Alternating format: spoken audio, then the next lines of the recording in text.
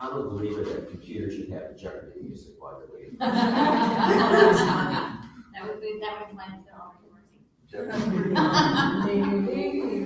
Okay, thank you. You're welcome. I am with Actuate Media. We are a full-service digital marketing firm. There started with 3 of us.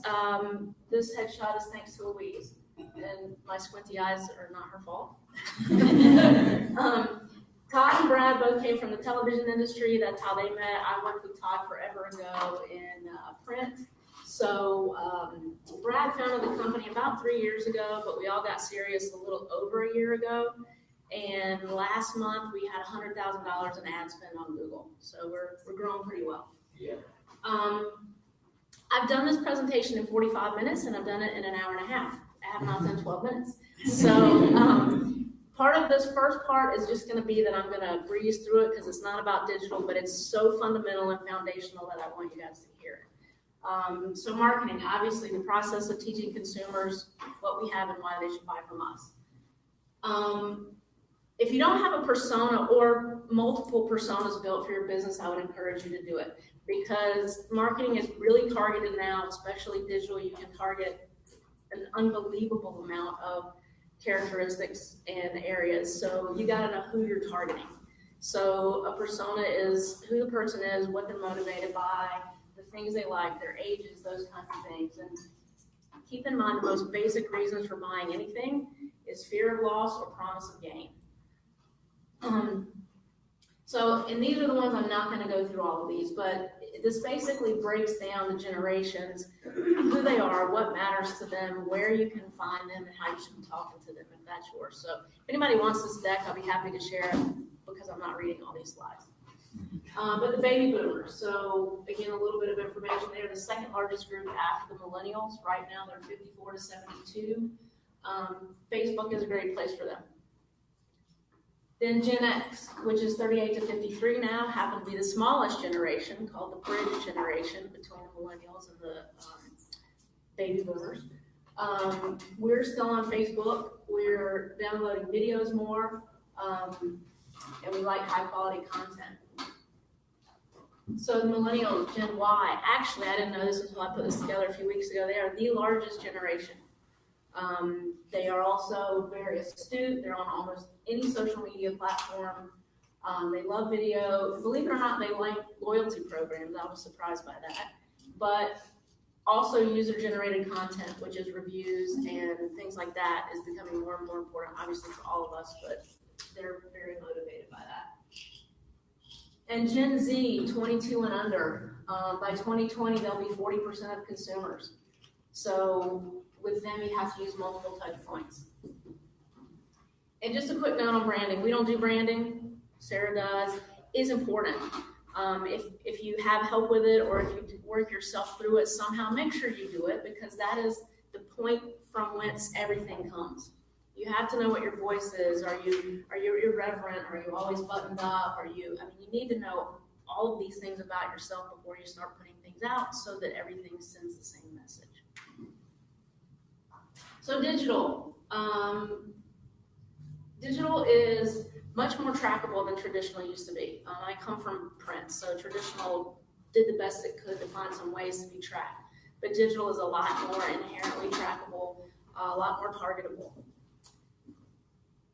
So a couple other things related to digital is we all do this, I think. There's the immediacy of action, right? You expect that you get on the website, you find the answer you want right away. Also higher expectations that you're finding what you want right away, and unscripted decisions. So people are more loyal to the need in the moment than to a brand. So, and also now people are taking multiple paths and they might use multiple devices along the same path to get to an answer, to a response. So 65% may start on a smartphone, then move to a PC, and then move to a tablet. So you got to keep in mind that your marketing materials need to parlay across all of those mediums. This is a pretty cool chart of the buyer's journey. Everyone also needs to know what your buyer's journey is. It's a little bit different for every business. but this is kind of cool because it tells you sort of what tools you can use in each stage. I would argue that PPC is not necessarily top of the funnel because someone's searching for a specific thing. SEO and social media and ads are more top of the funnel because it's not necessarily search based. But anyway, this is working you through unaware, aware, consideration. You get all the way through the sale, and then you have advocates. So it's this whole cycle.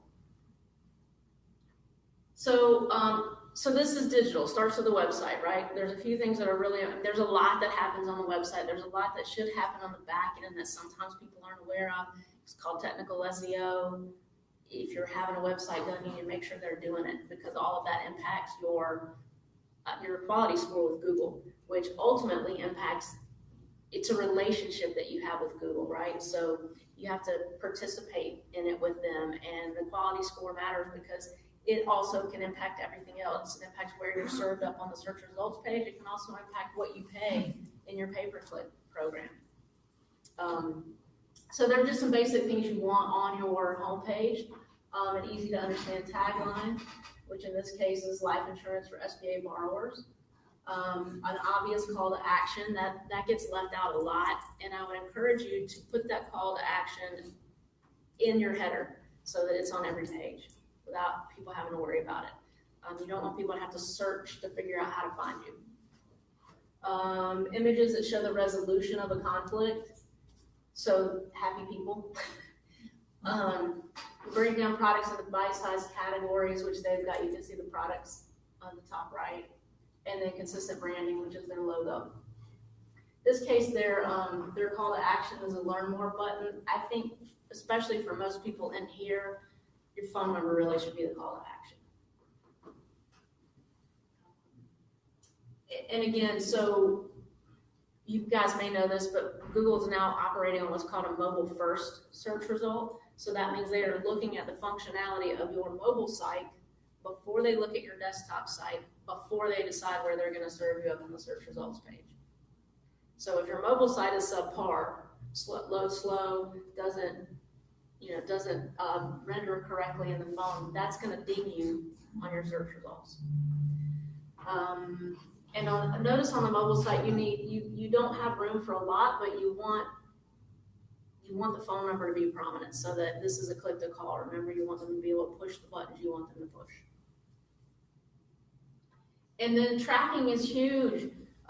This stuff is free. Google Analytics and Google Tag Manager are free. They should be activated on your back end. You should be using them, looking at them, and understand them to some degree. It will help you understand where people are going on your site, how long they're staying on your site, the things they're interested in. So you should use that information to continue to beef up your online presence. So does everybody know what SEO is? Cool. So it's search engine optimization. I wanted to make sure everyone knew. So this is the search results page. I just first searched for electrician Asheville. You can see the top 3 positions are ads. When there is enough traffic, the top 4 positions are ad positions now, which Google did because that's how they make more money. You no longer can see any content until you see the ads first. You have to scroll to see something else. So generally, you've got the ads, and then the map pack, which you can do ads inside the map pack now. And then this is your organic results, which you can see in this case, the top 2 are directories because they work really hard on SEO. So again, SEO is search engine optimization. It is the organic part of the search. It is you earning your position.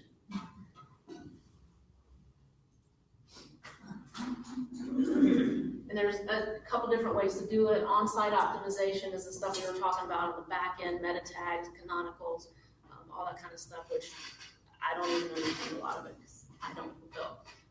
Off-site is the things like the local SEO, like listings management, making sure you've got your city names in your copy on your website, making sure you've claimed your Google Maps listing and your Yahoo Maps listing.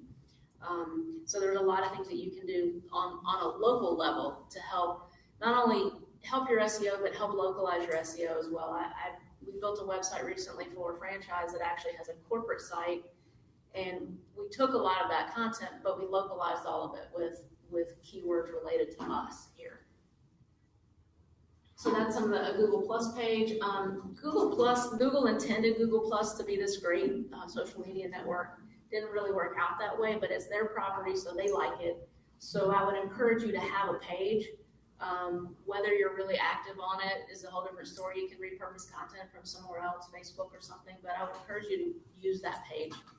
It does arguments both ways, but I think it does have some impact on your quality score with Google. Social media, links, listings management, those types of things.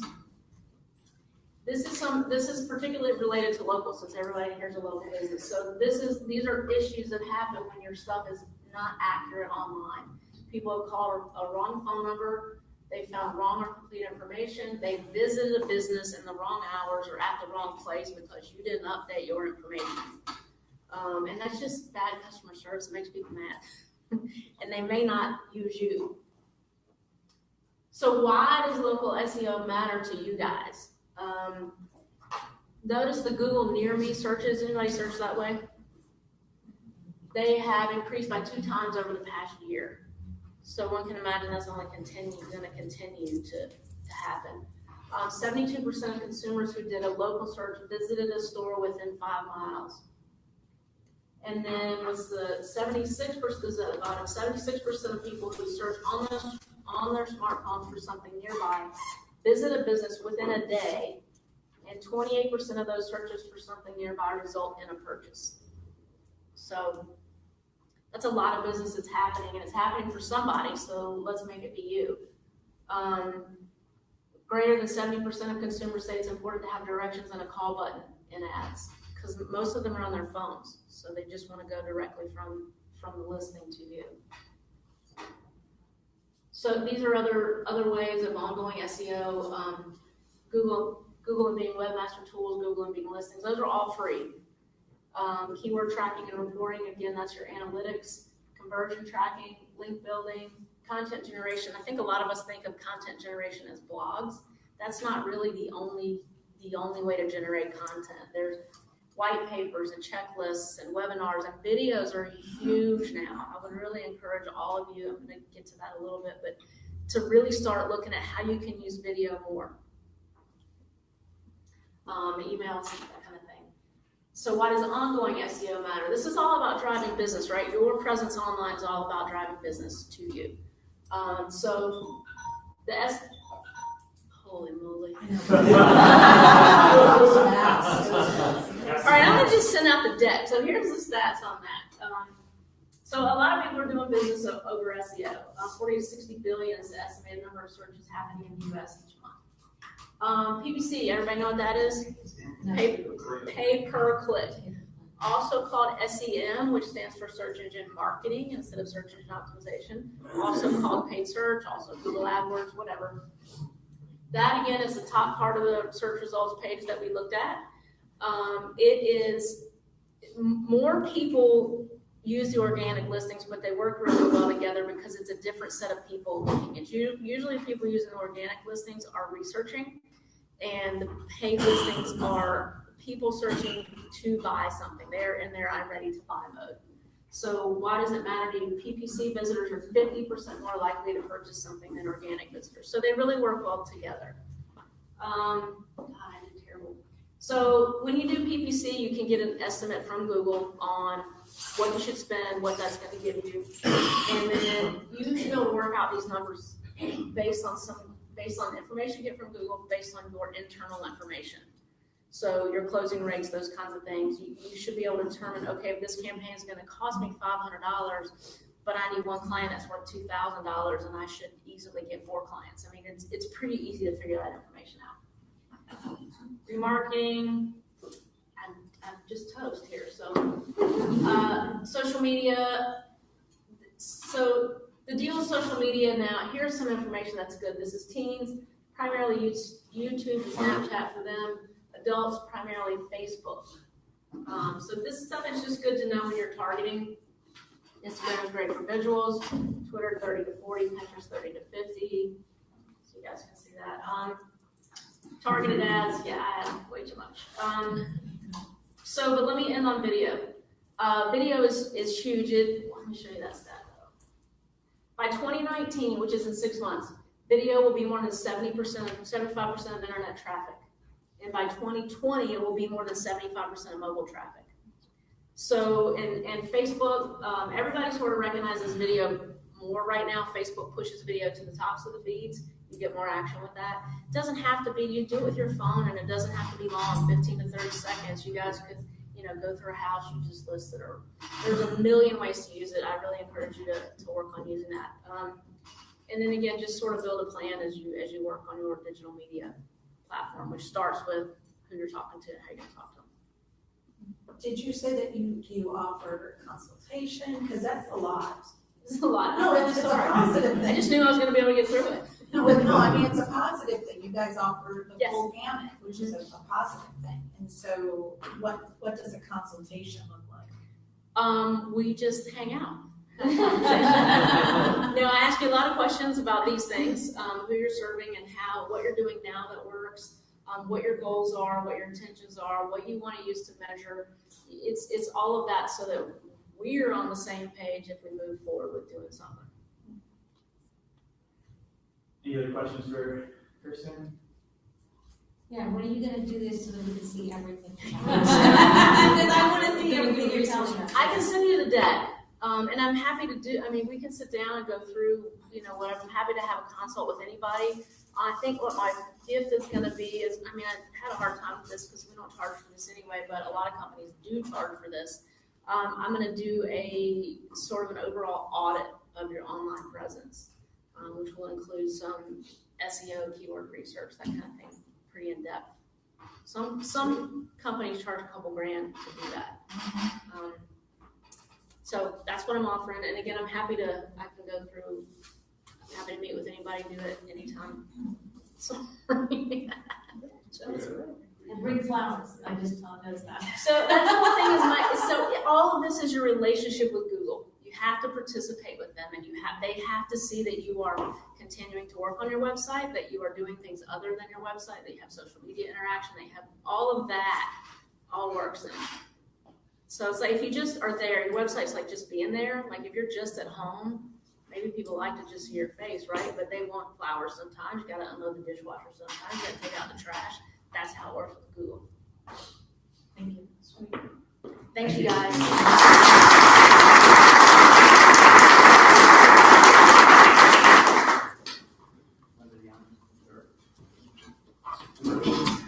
Is Ronnie Lee.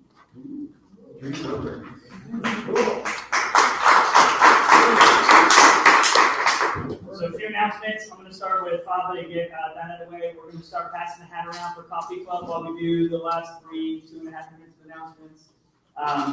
But on the topic of Coffee Club, this Thursday, everybody know what this Thursday is? The walk, thank you. So at Fletcher Park, what time? 5:30 to 6:30. Party and Board Warner are hosting a Fletcher community walk in benefit of our program, Snack Back. So this is not a FABA event. This is literally our community coming to our aid. So we want you to be there to show that how much we appreciate Party and Board Warner do that. Also, Board Warner notoriously and historically has given a pretty nice donation during that time. We've had an anonymous donation from one of our members of $200, so you can challenge to come out and donate that money, or don't come out and donate money anyway. But we want you to show up. I believe somebody else has challenged their employees. Does anybody remember who that was? Party was talking about it. Somebody has challenged their employees to come out with snacks. So have your employees do that. Whatever works, we really want to make this a big event. So please come out. Also, next July 12th, our Focus After 5 will be actually a focus on entrepreneurs after 5. So who is hosting that? Yo! So these are us. Please come join us. Yeah, please come join us. You're going to see a lot of promotions about this because Dave Rydell is hosting at Bayfront. So yeah, it's going to be a good time. So why don't you come out? Oh, yeah. Maybe even dancing. Can we tell newcomers what the hat is? Yeah, sorry. Thank you, Michelle. I'm trying to rush. So Snack Pack program, the Happy and Pass Around is our in donations for our Snack Pack program, which currently serves 6 Henderson County elementary schools. So our elementary schools have a program where they're supplied lunch through the state, but not snacks. And so we provide those snacks. So a lot of kids come to school without snacks. We have 2 schools that are pretty close to 100%, and most of the schools we cover are over 60% need for free or reduced lunch, and we meet the snack coverage for that. So the kids aren't coming to school and everyone else takes out their snacks, and these kids are not. If you ever talk to a teacher about this, they are usually brought to tears. I won't say I've been brought to tears, but let's say hypothetically I had a friend that delivered snacks to it and was brought to tears. So, but yeah, it's a great program. So for all our new members, it is something that we're very happy about. And that's what the walk is. And that's what the walk is also, right? So our community, RD and Ford Warner have come together to get their employees out to walk, and they're also asking for donations from their employees and from themselves to support this program that we do. So it is, it's come a long way in the last 6-7 years. This program is only about 8 years old, and it's really, the last 4 years, Stephen Bennett has really taken it to a whole new level, which is amazing.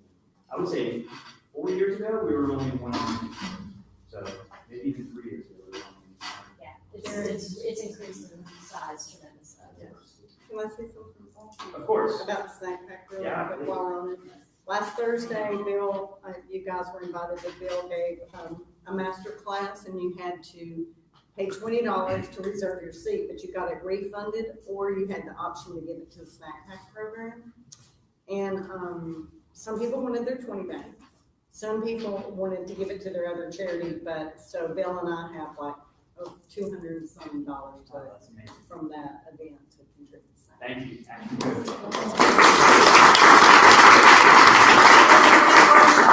was a really good workshop. It was amazing.